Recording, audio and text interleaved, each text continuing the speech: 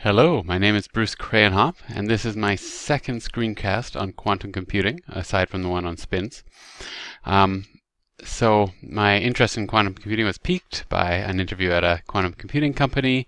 I figured, it's something I'd like to know a little bit about just for my own curiosity, and which is why I've been learning this and doing these screencasts. And I wish there was some help along the way, I guess. Initially I found learning some of this stuff fairly tough. So I've created some supplementary material here to complement some of the material that I also have links to. That I wish I had all of this material when I was studying. And so I'm making this for somebody who has a similar background to me. I obviously have done some quantum mechanics, but it's been a while. I'm rusty. Yeah. So this screencast covers Lecture 3 here. So it's probably good to have a look at these notes before or after, probably before. And this screencast covers super dense coding and quantum circuit diagrams. So this is just a toy example application, which is not actually useful, but will help us think about quantum computing. And well, quantum circuit diagrams, they're really helpful for, just having a diagram. It makes it way easier to understand what's going on rather than a whole bunch of operators. And sometimes I will write f instead of 1 over square root 2 because it's easier. Cool. So I recommend you review this section in the lecture notes first. The task that we are trying to accomplish here is that Alice and Bob are trying to communicate two bits, A and B, using a single qubit. And they also have a resource, which is a long time ago. They prepared qubits A and B, superposed like this. So whatever qubit A is, qubit B will be the same. We don't know, when we measure it, we don't know which one they'll be, but they'll both be the same. And then Alice takes one, Bob takes the other. So they each have one of these. Cool. And so then there's several steps that they go through. First of all, Alice does a few transformations. So flips the sign of the spin 1 state, and then flips, if A is 1, flip the sign. If B is 1, then we're going to flip state 0 and state 1 with a sigma x. And then Alice will send the qubit to A.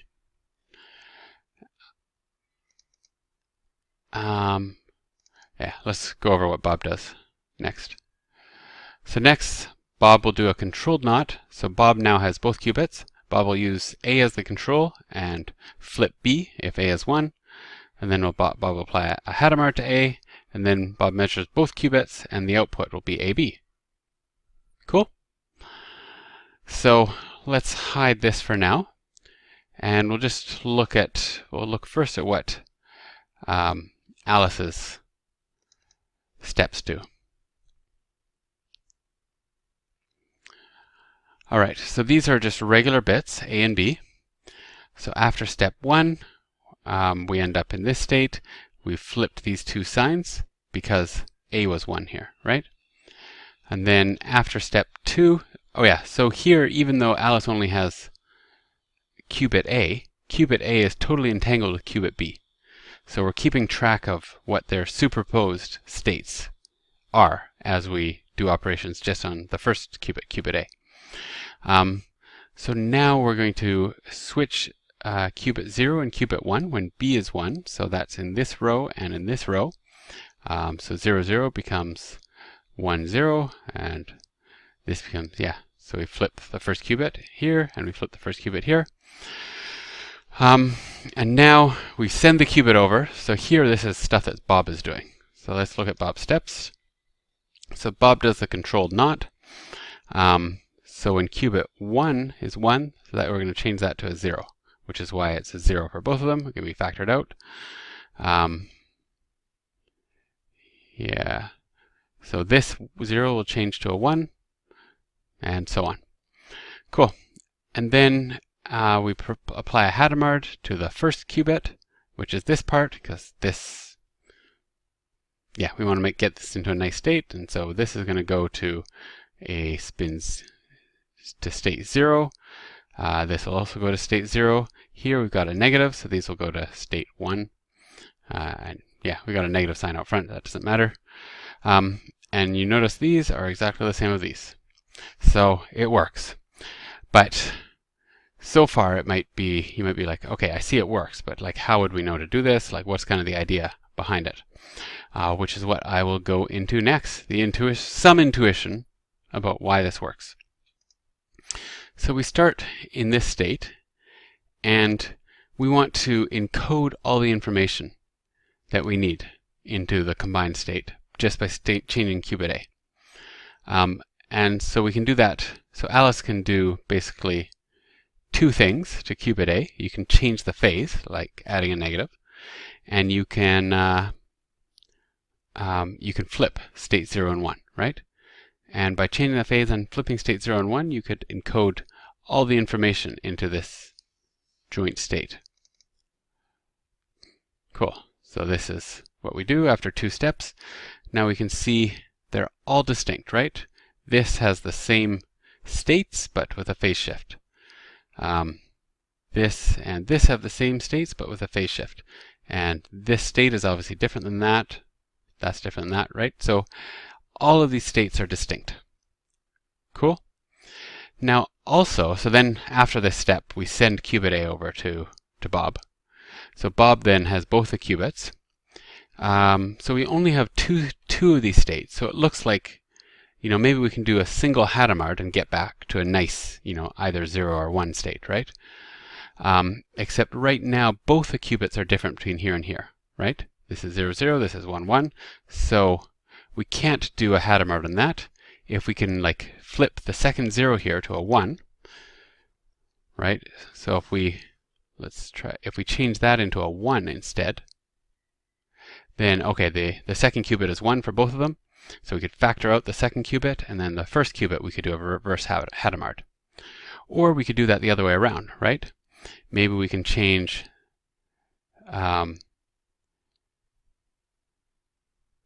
maybe we've changed the first qubit into a 0 here, and now they're both 0. We could factor out a 0 out front, and then just do a Hadamard on the second one to get back to a nice state.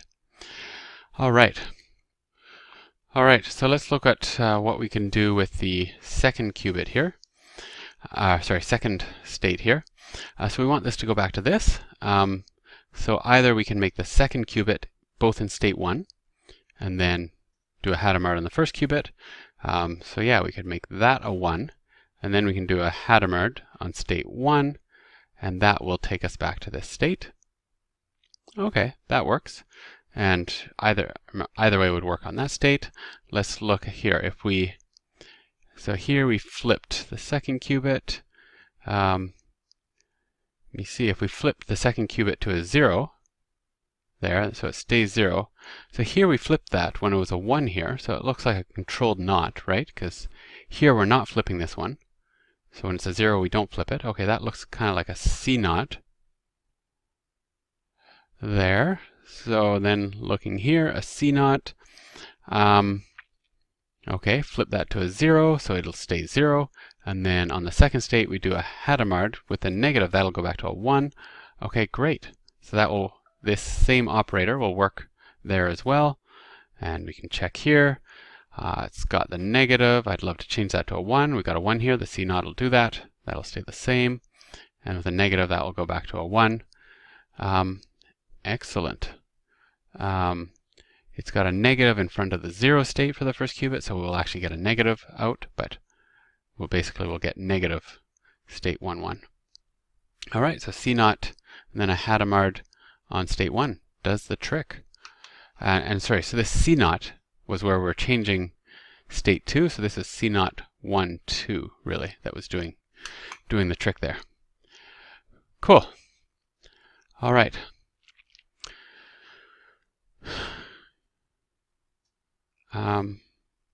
Cool. So that's my intuition. First, we do stuff to the first qubit so that the combined superimposed state becomes, we can differentiate everything. And then we figure out what we need to do, in this case a C0, 1, 2, and so that a Hadamard can take, when we've got two of these, we know a Hadamard can, take it back to one nice clean state, and that's how we get back to where we want to be. Now, I recommend you spend a bit of time with this, right?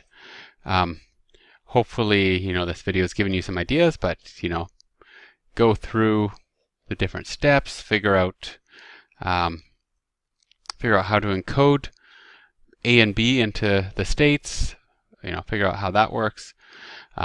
Go through and figure out how you can then get it back to a nice clean state over on Bob's side. Yeah. So, yeah, that's what I do. Cool. And when you're ready, come back and we'll have a look at quantum circuits. So basically, we humans are visual people, so it's nice to have diagrams to represent, we do this gate on this qubit, and then do this on this other qubit. It just makes it a lot easier. So here are some simple quantum circuits. So you can see here the XOR. So really what we're doing is we're doing a controlled NOT on qubit B here. So qubits A and B come in here. We do this controlled NOT on qubit B, where A is the control. And then, so A is unchanged, and then we get out A XOR B here. So that's a controlled NOT of B. So let's look at a more complicated example. So here we have two states coming in.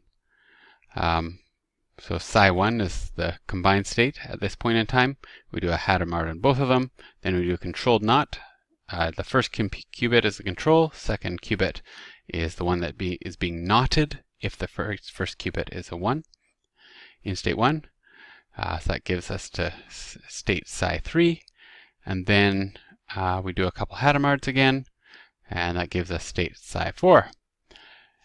And we've covered this in one of the previous screencasts that I made, and the answer is, like, what this ends up being is really a controlled NOT where we input two qubits, and qubit B is actually the control here, and qubit A is the one that flips if qubit B is in state 1.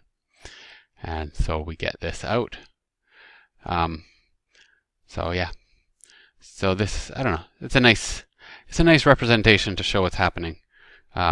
Compared to bracket and operator notation, I think. So we will be using quantum circuits diagrams extensively from now on. I'll be, explaining what stuff is doing, so it should be pretty clear.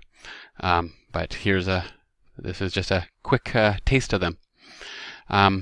So I'm skipping a few things, like when you take a measurement, what's left over is just, it collapses to that state that's measured, but the parts that aren't measured are still, they can be in a superposition.